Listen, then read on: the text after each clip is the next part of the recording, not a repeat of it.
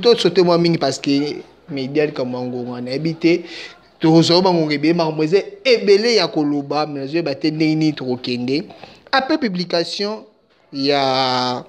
co-concessionnaire kati a tranché makambo victoire na Félix sengai bon de Félix a kende bongo ko prêter serment investir na ye. Parlons un peu sur prestation de serment pour investir ya Félix. N'engeni marmoileka qui au monde qui n'engeni c'est marmoileka abonné des formes to yebi na kati wana moi Félix ça saïbi moi malaise to menga pour toucher non comme journal n'engeni qui hein au monde qu'on est to analyser on non. D'abord pour comment on a qui makambo ezali qui préparer vraiment na malamu teza makambo balambi ngo mbango ba pesa ba congolais ba consommer so otali investiture ndeko Félix Tshisekedi bisenyo surtout anaki kozela yango parce que ezali qui passation de pouvoir moko civilisé mando qui beta quitté makila bato pe tanga quitté tout le monde que RDC était quand même pas na démocratie par rapport à ba pays belé africain mais oy net to kokolo baton ke ba analyste to mona ke to na kokiro lo ba bandeko ya liboso to ezali ke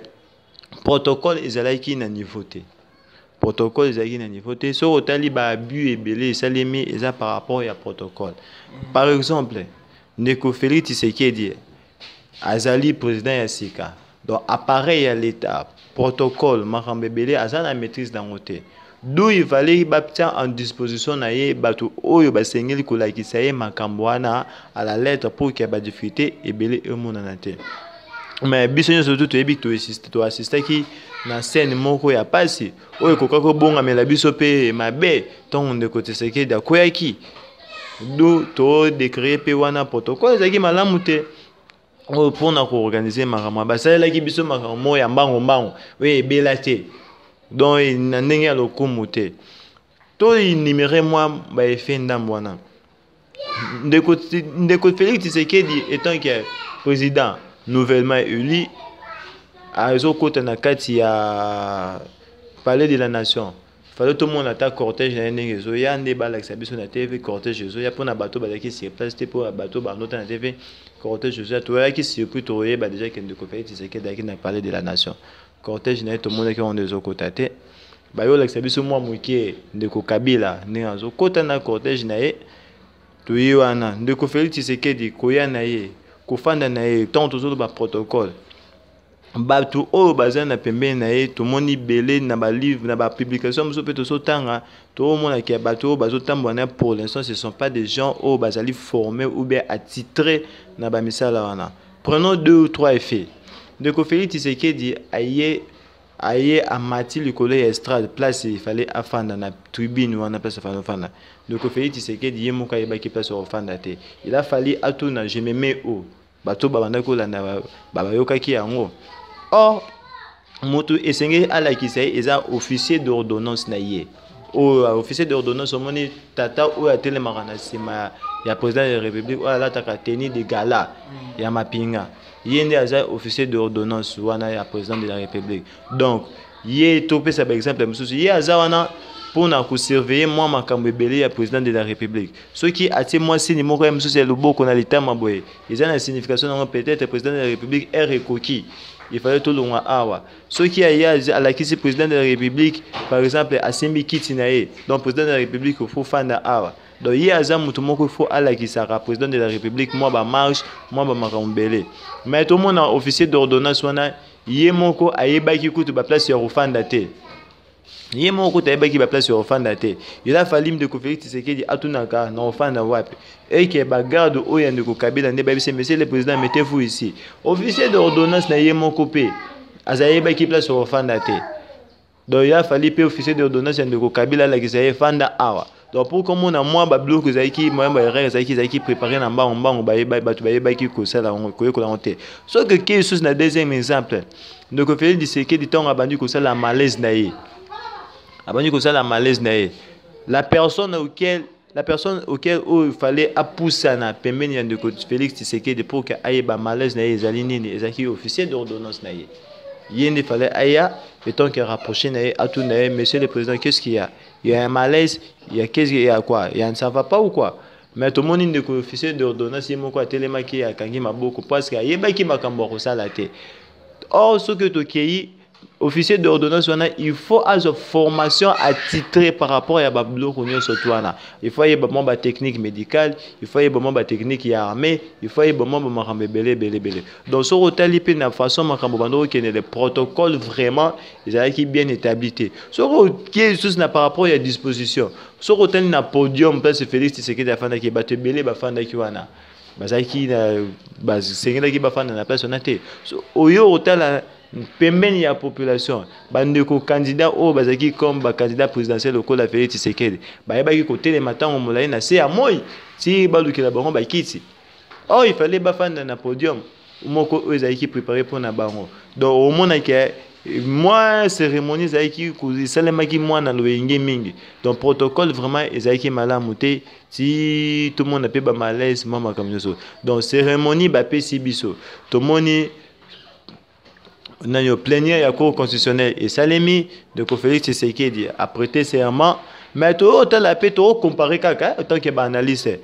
par rapport à 2006 de Kabila na ayebaki ko sala ba prestation à serment na une cérémonie zalaki 2011 pe excusez tout le monde que moi ba différence c'est allé tout le monde qui peut il y a un parti européen mais il y a ba confession religieuse na biso. Il y a un rapport pour imposer mais le président de la République n'a pas parce que tout le monde que RDC est état laïque. Donc moi bah pasteur bah sango bah capon au Sambela. Après on a tout le monde a pouvoir ancestral. Tout le monde a ba chef coutumier bah ya capé. Bah remettre moi bah symbole. Il y a ba province na biso il y a betine na biso ko ça que ko lu ba kende na ne ba baraka na Bible. Oui quand même na c'est quand même pe likolo. Donc ba koko banzimi peuple ndimi to pe sur ba pouvoir yango. Ba sango ba pasteur pe ba sambeli. To yeba yi comment na problème parti on a été parce que protocole qui vraiment bien établi, qui bien respecté, to comment ko courir pe derrière l'air. D'où il fallait qu'on ko sauter ba parti mususu. So que to yesu na parti mususu c'est essentiel. Tire ya ba kano e beta kiwana ezaki ka ba kano misato. Pendant que ba kano ozo beta ndeko Félix Tshisekedi pa bando ça la malaise. Et puis ba kano e beta ki bando ko kenete so ko ya kana banzete bando ko zik ça déjà pelouse ya palais de la nation. Il fallait ba to ba yana ba na ko buma yango. Omoni normalement après prestation et serment, ndeko Félix Tshisekedi fallait faire na tribune d'honneur wana. Tout le monde a ma pinga na biso. Ba ça allait défiler à honneur militaire, il fallait ça mais honneur militaire et ba ko ça maté. D'où ce que to sangi si bablu connait surtout en comparative avec cérémonie où il y a 2011 et 2006 tout le monde a une cérémonie où il y a moi le mingi et ba ki ko kende na ndinga malamu. Donc protocole d'état il y a un protocole ou bien un service où c'est là qui est pour organiser cérémonie on est moi na bambeba mingi ou mona na kiwana. Ok, merci. En tout cas, Ozolo va tellement bien. Et puis, ça m'a cassé na courage. Ko baka na yemeli comme ngonga. Ne bandeko. Bon, mais kapé ko supporter biso pour Ozolo va moi mingi. Ozolo va bien. Sikoyo après tes serment, oui, mamweleki nango azokoba. Mais sikoyo to me kapé ko loba coalition oyo cash isali na FCC pour juste dire que Félix Tshisekedi a ici à opposition na coalition basaki entre INC na IDPS ba pesi cash mais siko ndenge tozolo bala ndenge bato bazoyo ke la ndenge to panzela ke Félix apeti bongo cop na ndeko Kabila pour ba pesi kibokonzi so on a ba est-ce que programme oyo Félix azali na ona cash et ko salema pena exécuter na programme OFC azali nango na ebité analyse de zano côté neutre coalition cash na FCC ndenge ni groupe analyse na ndeko bonganya tokosola moi mingi tozana besoin to pesa bandeko na biso mo ba matière o ba ko simba pour que ba comprendre fonctionnement ya makambo ya mboka na biso na kosala moi ba rappel moi muke soki totali bien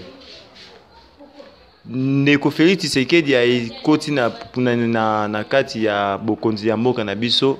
akomi lelo président de la République na biso. Sko na constitution na biso président de la République aza institution ou eza présidence de la République. Toye pe on a tous na parlement. Ba esi biso na constitution na biso gouvernement oyo ezali organe oyo etiaka en application programme ya présidence de la république ya président na biso tozalaka na gouvernement mais babi gouvernement wana ezalaka issu ya majorité parlementaire na ebandeli to bando obeta lisolo na obaki bandeko congolais toyebaki koluka mingi motu ya ndeko Kabila kasi maboko bapandi pe ba ramususu toyebaki kotala yango te tala ndeko Kabila ndenge asali biso pe place balobi ba du peuple congolais biso nyonso tout bandeko obunda kaka tolongola Kabila dégage Kabila dégage Kabila dégage. Oh, on n'avait pas besoin juste que Kabila dégage, on a besoin système OP et le moins système en nini système ya corruption, système ya impunité, système ya moyibi, système union surtout ba makambo surtout bandoko mona parce que ba terre bazande baza ba composante ya système wana tout ça qui a besoin ya ko dérouter système wana pour que to ba komona ba terre ya sika bato OK ba ko yo sala biso makambo sika sikoyo toyebi ko rater marge ya manœuvre wana eloko biso surtout bandaki ko senga to comme ko se contacter ce qu'on a o ba pesi biso nini ba pesi biso présidence kasi ba pesi biso maboko ya ko yeba ko sala malamu te pona présidence wana na ko expliquer on ndenge nini Félix Tshisekedi président élu a prêté serment mais il n'est pas majoritaire yemoko na parti na ni na ba allié na ya UNC. Ce qui totali bien FCC, bien que FCC est la plateforme électorale, kasi ba regroupement politique où ils ont na kati ya FCC, topé ba plateforme où ils ont na kati ya FCC, baza majoritaire na parlement. Oyoka ba AAA, orake ba AFDC, moi ba nyo rana ba nyo. PPRD na ba mosaïque na mususu baza la kiwana ba onde baza majoritaire na parlement. Automatiquement, ce qui te y est sur le plan sur le plan virtuel, on est composé une grande partie à majorité nabiso. Donc, Neko Félix Tshisekedi dit au monde on dirait que bengaye à cause de la président moko étiquette. Pambate FCC, ceux qui t'ont mosaïque ou les autres c'est destiné à FCC a robimé sa premier ministre, FCC a robimé sa gouverneur rebellé, a robimé sa sénateur rebellé, a robimé sa président de l'Assemblée nationale parce que à majoritaire na kati ya parlement. Or, gouvernement nabiso, ils ont aussi la majorité, ils ont na parlement. Donc, Ndeko Félix Tshisekedi a un peu maboko lié. Pour na soko abima na ba situation ana, ils ont na pratique moko akoki ko sala. Par exemple, koeba ko former informateur. Mais ko ça informateur na canabiso oyo, ils ont causé un peu problème parce que majorité ils ont déjà dessiné. Or, bah c'est qu'un informateur pour que aluka majorité na kati ya parlement. Au moins, en 2011, bah nomaki informateur par rapport parce que tu es qui PPRD n'a pas lu parce qu'il n'a pas député n'a pas mais bah il qui comment na quantité il y a 500 députés ou bah 500 250 députés pour que base la majoritaire. Il a fallu informateur aya pour que à ça là rapprochement pour que bah dégager une majorité dans le Parlement. Mais est-ce que ce qu'il y a un contexte où il y a 2018 ou 2019, tout le monde a déjà que FCC n'a pas plateforme dans quatre c'est déjà majoritaire. Au moins AFDC Zaliwana, PPRD, AAA, surtout déjà dans quatre donc la majorité ceux qui sont déjà dans beaucoup de baron. Or donc Félix Tshisekedi il faut qu'il y ait un nommé informateur wana a senga à la débauchage. Or débauchage déjà UDPS yemoko za la victime na yango. Tout le monde bandeko belé bazaka débaucher bandeko Tibala, bandeko Kapika, bandeko oli longa wa ministère de la santé. Moi bato belé baza ici il y a débauchage il y a UDPS. Or ils ont pratiquement ya mabe na kati ya politique. Donc UDPS a une difficulté à recourir na kati ya pratique wana. D'où UDPS a juste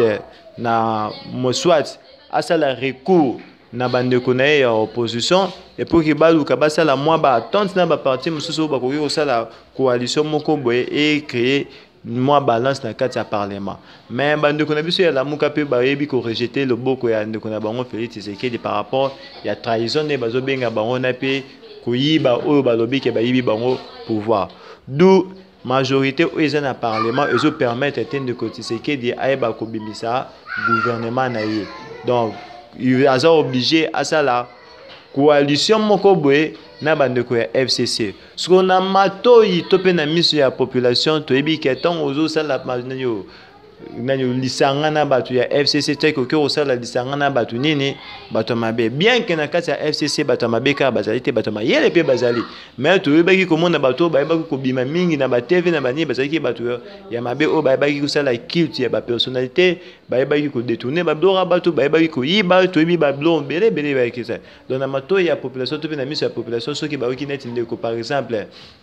ndeko kokonya ya zongi na kati ya ministère eza mabe mingi pona bango par rapport à makambo bandolo ba parce que la situation actuelle de Félix Tshisekedi azwa soit na possibilité ya kosala coalition moko na bango pour que aiba ko dégager majorité na parlement parce que majorité wana nde ekobimisa premier ministre majorité wana nde ekobimisa ba gouverneur ekobimisa président de l'Assemblée nationale to mona kemde ko Félix Tshisekedi il a un peu les mains liées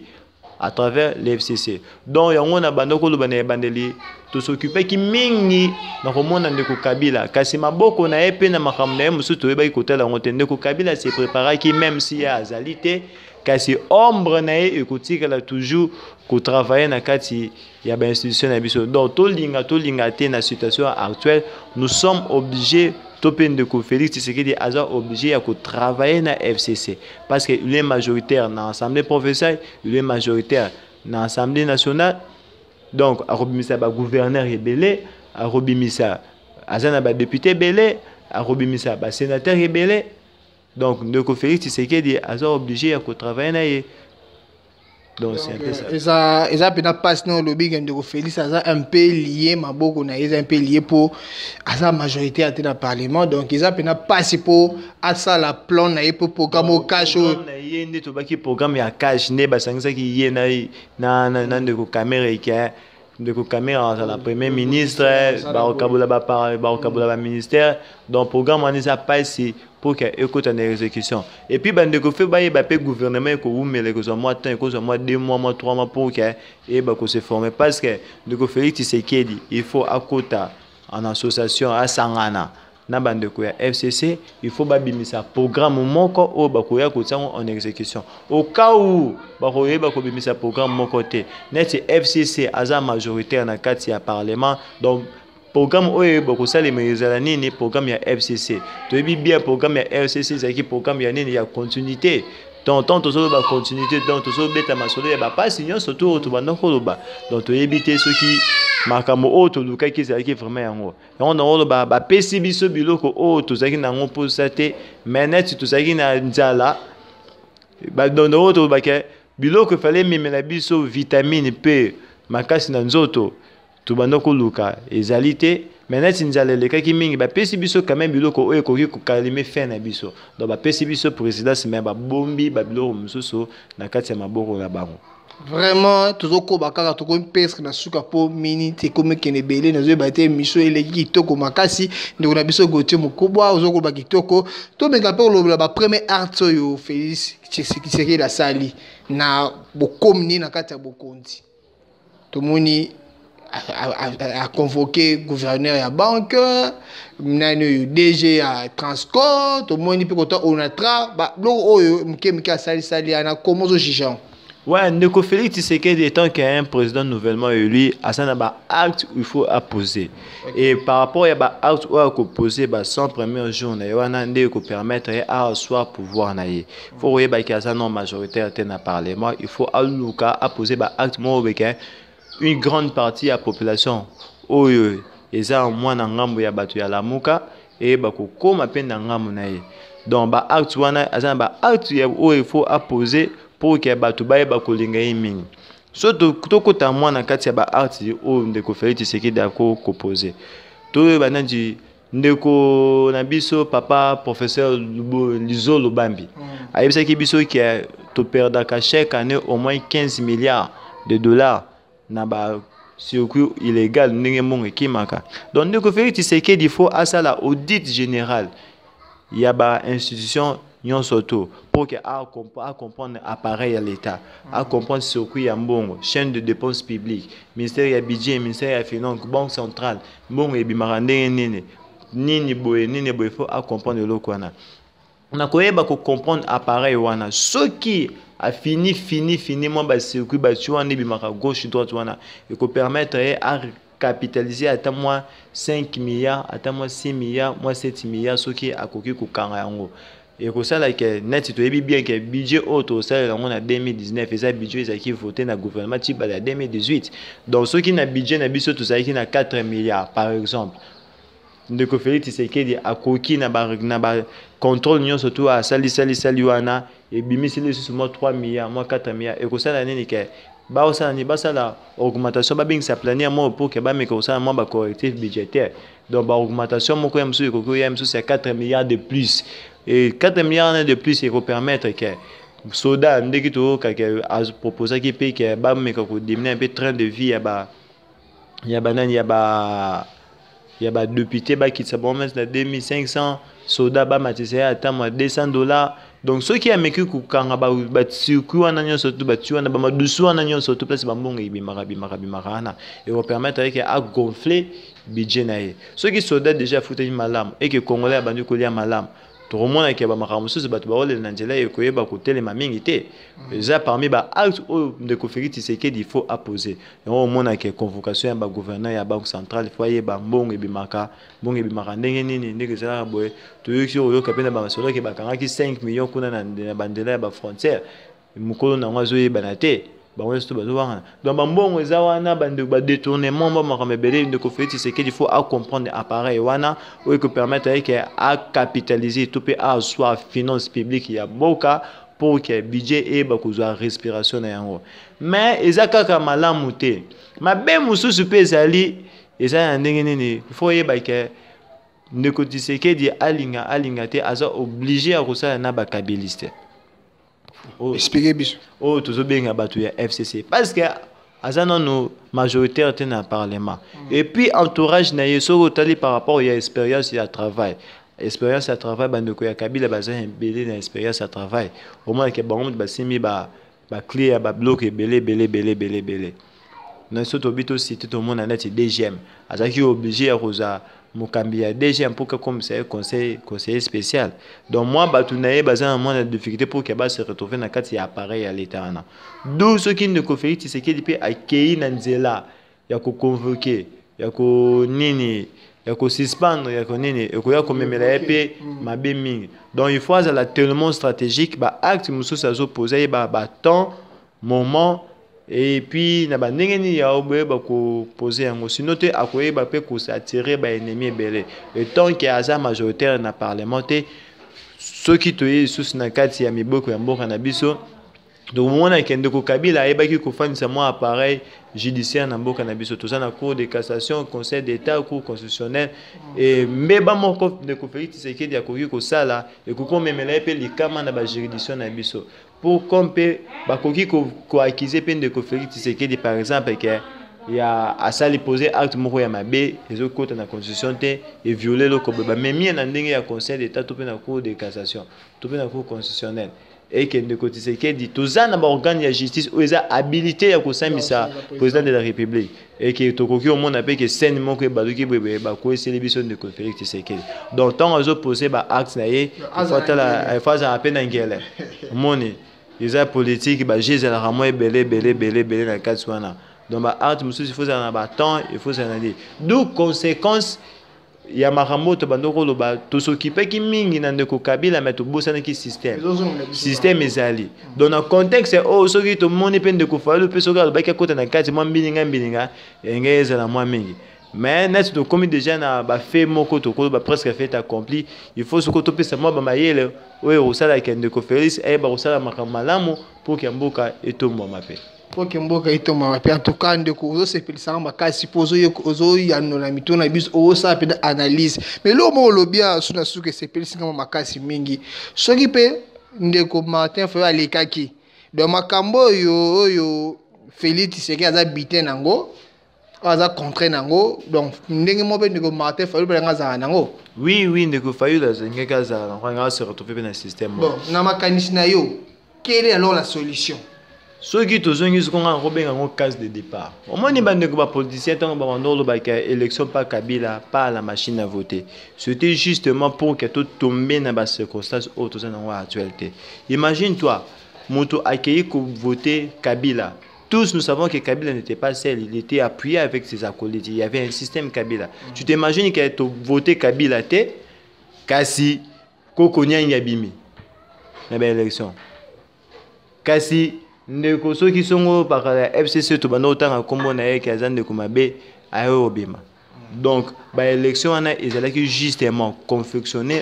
pour que FCC et les cas à la majoritaire aye ba kozana ba biloko nyonso to. Moi choc net il y a ko les kamakasi ya population aide à ba partenaire na biso ya libanda to ba communauté internationale. Tout ça depuis bagarre ya bande kokatumbi tibi na bande komususu et ko sala ke pression interne et externe de kaki makasi yo sala ke ndeko Kabila sala nene a cédé biso présidence de la République wana mais ndeko Kabila cédé biso président de la République aibi ko karaba institution mususu na maboko na ye tout le monde a kaza majoritaire na parlement d'où schéma oyo tout le monde qui ba opposant tant ba ki na bandeli mabanda ko lo bana biso ki to ki na ba élection sans Kabila to ki na ba élection pas avec la machine à voter ezaki schéma moko malamu mais et celle lina ngonde babando ki copier sa biso explication na ngote to ki na ba élection sans Kabila ko sala mandenge nini sa machine à voter to sala mandenge nini côté wana pe ba politique na biso ba yeba ki copier sa ba moyen te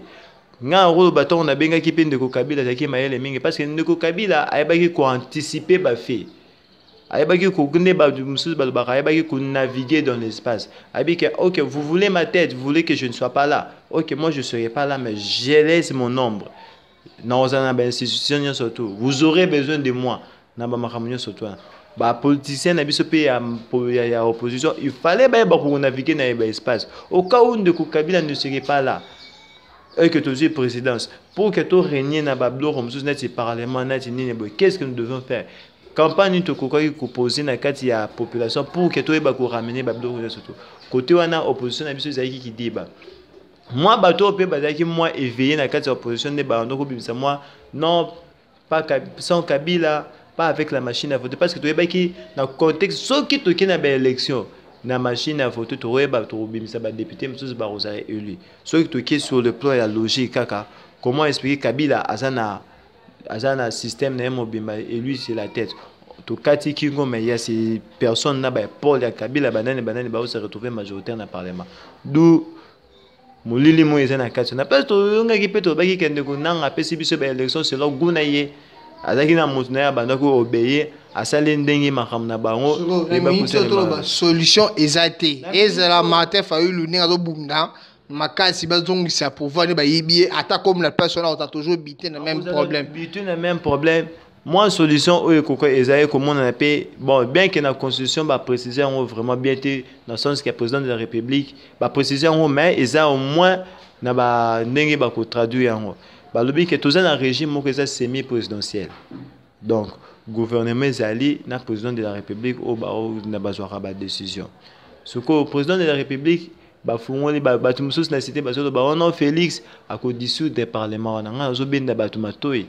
constitution na biso et banda na article 69 ting na article 89 et ko la attribution ya président de la République en aucun cas ba yebi ko énumérer que président de la République a un pouvoir ya ko dissoudre le parlement mais ce que tangi constitution na malamu okomona ba brèche oyo fungami na cas ya annulation ya parlement yebi ko c'est énuméré moi article na bo ça na au fur et à mesure to sur la moi fil d'idée ko ya na repé ça article na pesa par exemple le cas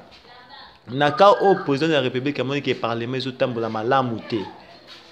et que ba loi ba so voter zo qui ne contre le peuple président de la République à travers ezayé mon côté a ko bengisa conseil de ministres wana ba ko statuer ba lobby pour na makamune parlement zo tambola zo sala bozo sala makamune qui est malamu te et puis ba ko sala ba ko formuler requête na bango requête wana e ko zala accompagné par premier ministre topé ministre moko ba ko délégué na akena on a kati ya cour constitutionnelle c'est maintenant à la cour constitutionnelle à ko juger recevabilité wana topé non recevabilité wana ce qui ba juger yango après ba ko kota na kati ya fond ya kati il y a requête wana ne ce cour constitutionnel est à côté de ceux qui il faut que dissoudre le parlement tout il faut dissoudre le parlementaire parce qu'on a contexte actuel to bi que banane baza majoritaire na parlement et ça il y a majorité surtout qu'il y a ba cour na biso mosaïque on est dessiné par rapport à la plupart bazaki ba ancien membre ya FCC baza bato bazaki ba proche ya Kabila donc pour que ndeko Félix Tshisekedi aya na nzela na ya ko kwesa parlement et ça moi peu difficile donc et rosenga et moi temps pour que aya ba ko asseoir ma politique na et puis ezaka juste ka kwesa on peut boiter tant ko kwesa on faut ça là ben élection ya sika mama moyen ni osenga bon donc au moins dans la situation actuelle tout ça au moins il y a tout kangami donc mais ce Kabila reste avec son système politique tout le monde qu'il y aura des gouverneurs il faut pas vous étonner que boyoka kuna soki na province soki ya nani boye donc José Makela bimi gouverneur ya ville to ki bitakuira raketa candidature na côté boye et qui a l'équipe na ba province parce que baza majoritaire na parlement puis na ba assemblée provinciale d'où Ndeko Félix Tshisekedi aza na difficulté ya ko sala système ya plan na yemoko oya kina ya gouvernement et aza obligé ya ko yeba ko sangisa ba plan pour na ba ko sala moi ma proposer ba acte d'où ya ngoto lobi ba politique na biso ya opposition bazali ki moi ya ko la mingi donc ba manaki on a beaucoup plus monsieur Kabila mais comme monsieur Kabila ne sera pas là qu'est-ce que nous devons faire quel est le système politique à imposer quels sont les actes à poser mais ce Kabila maintenant n'est pas là, mais son système est resté. Au monde qui est de côté, c'est qu'il dit, ça au moins au Kanama, yo moro, on a une émission dans le passé, dans mon équipe, qui est une émission de Komoko Boy. Azotangelo ba poste à Oyo de Félix Tshisekedi Azoko nommé. Est-ce que yo qui de ko bande ko ya parti? Adam Morote a idée pesa la carte du système wana, ils en consommation donc de Félix Tshisekedi. Il faut créer une stratégie. Bon, la stratégie, monsieur Pézé, la stratégie, on va TVT. Ils ont moi, il faut créer une stratégie pour permettre à soit pouvoir naïe. On a ce côté lié dans discours, il y a fin, il y a mandat de Kabila, le discours d'Adié naïe. Donc, ça veut dire à bengi ba homme politique, nous surtout ba travailler ensemble, ba créer plateforme moi ya ba progressiste. Ceux qui te kepé le sous sur liboso makasi ceux qui te landeli ba rencontre ya ba Ibiza ya ba Venise sur le plan idéologique bande ko na biso ya UDPS ya UNC ya PPRD bango nyonso surtout bazali ba socialiste donc idéologiquement ba koki ko bundate parce que ba o partager idéologie moko eza ba social donc rapprochement na bango esengelaki esalema depuis kala donc yango mona ndeko Kabila soko landeli pe débauchage de Kabila mingi salami na UDPS ndeko biso comment c'est le professeur Mova ndeko Mova ministre Mova aleka na ba émission moko ya Top Congo aloba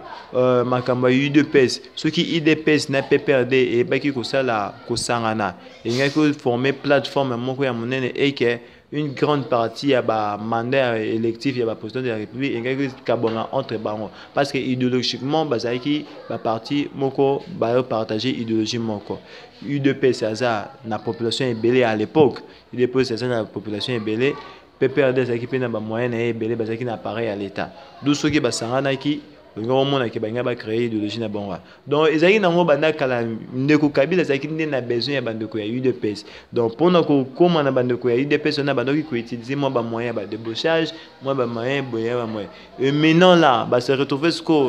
na situation moko boy UDPS aza na présidence de la République bango soko baza na majorité à parlement baza obligé ya ko ba ko se mettre ensemble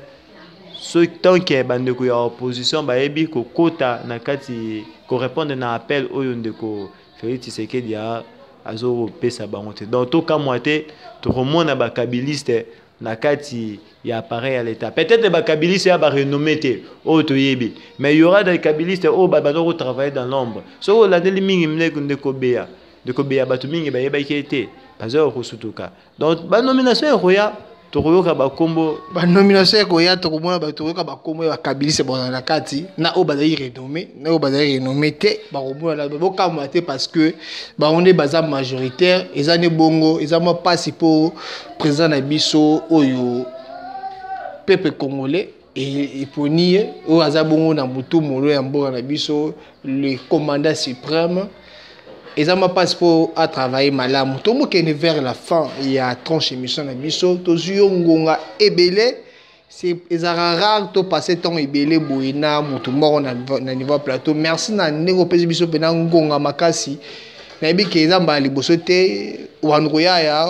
poto solaka donc désormais a komi bon invité permanent na biso donc bandeko ya bonga na média restez branchés connectés na bonga na média et puis bon mesala na ye donc ne tozo bo mesala quoi bon mesala na ye est-ce que oko pesa su komo na yo malamu so pose appel numéro de téléphone au PC ba yo ba ko contacter yo ben ngai komo na ngai ndeko Gauthier Mukuba mutu nyonso tu alingi azwa ngai na nzela ya contact na nzela ya Facebook uzaka soko beti kaka kombo ya Gauthier Mukuba kokuta nga nazali wana na contact soko pesi plus 243 89 68 90 776 kokuta nga nazali wana plus 243 89 68 90 776 ya neza numéro na nga wana okuta biso tozali wana moi ba idée pour que mboka na biso etomba ma to lobi kaka na ba idée yoza na makanisi oyo to pesi to sali moi partage pas au monde avis contraire pas au monde boye moi espace scientifique wana moi ba mayele et pas na pour que au moins aujourd'hui ma Congo na biso ekende biso bon avant na pesa mbote na ngana pesa mo lité ya moko na obi biso na kati ya balisanga na biso nde to sangana na balinga na biso mususu lobi homme congolais azali na défaut moko ya fabrication c'est-à-dire quoi congolais a salema pour que a réagir et non pour que a anticiper ba fait ce que tali même système ya éducation na biso instruction nde to kinotanga na ba classe totalement pour que tu aies mener ba recherche te l'année là ba travail ba fin de cycle ba mémoire ya banani ya ba ndeko na biso mingi au moins que ça ba travail moko ya réaction kaka que ndeko mo sala ki bo sala ki mais ba travail scientifique au moins que ça recherche parce que l'université ça cadre mo ya recherche scientifique tout ça les ma bon côté au tali même système éducatif na biso nde to reta qui on pas ba belge et ça là qui système éducatif moko ya malamu parce que belge moko azana moko ya muke azana mosolote azana minéralité comment expliquer akoki kopesa congolais mutu oyo azana minéré azana moko moyele mayele oyo ko approfondir ba recherche pour na osala ba publication donc inga ko sala keto ngaki tout dominer sur la Belgique or pour nous éviter ma campagne surtout belge epesa ki biso système éducatif moko oyo osala justement limité so biso tant que bato mayele et tant que ba chercheur tant que ba analyste bato to tangi classe to comprendre que système on ezaki système on mabe ya ngozo ko to komi ko bunda na banzela ya ba média na ba réseaux sociaux pour que au moins to ko ce système il faut to comme bato bazali ko anticiper ba fait eux que devant un fait to projeter déjà en 2015 par exemple en 2025 et le retour au esoye la biso pour que tu éviter en photo ça la bêtise photo ça la photo ça la photo ça la ce qui to comme ko ça la ba anticipation ya ba fait wana nyoso to ko pousse ba yel na biso di boso ko ça la ba recherche scientifique ko découvrir ba makambo Congo a rekoma prospère ce qui to zaka kana fait na circonstance où ya ko réagir devant le fait Toroza toujours quand ndenge moko toroza na cobase toroza na coton mais ko sala la ngoto eba ko sala la ngote ba paya ba eba ko yaka ko fixer biso ba prix donc congolais il faut à développer ba initiative à pousser maele na pousser ba analyse na alongwa mutu oya balabala mutu a réagir ka basali bongo po anini telema kende pesa pe ba idée na yo place ozali et ba ko panzana pour que Congo ekende liboso. Merci moi batombo de ce bazali. Ouais, mbote mingi na kopesa na famille na ngai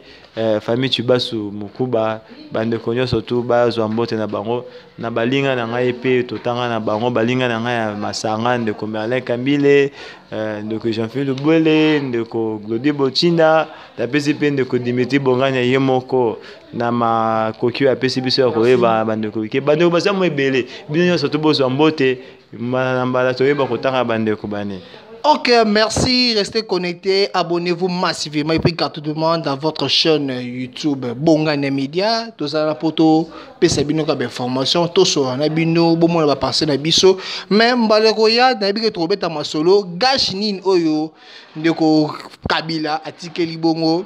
Félix. Trouver ta masolo code minier, est-ce que ça, il vous a l'avantage? Pour na Félix, to beta masolo mususu ekoya na ya mbala simata to ya mbaye, restez branchés, connectés et puis abonnez-vous. Merci.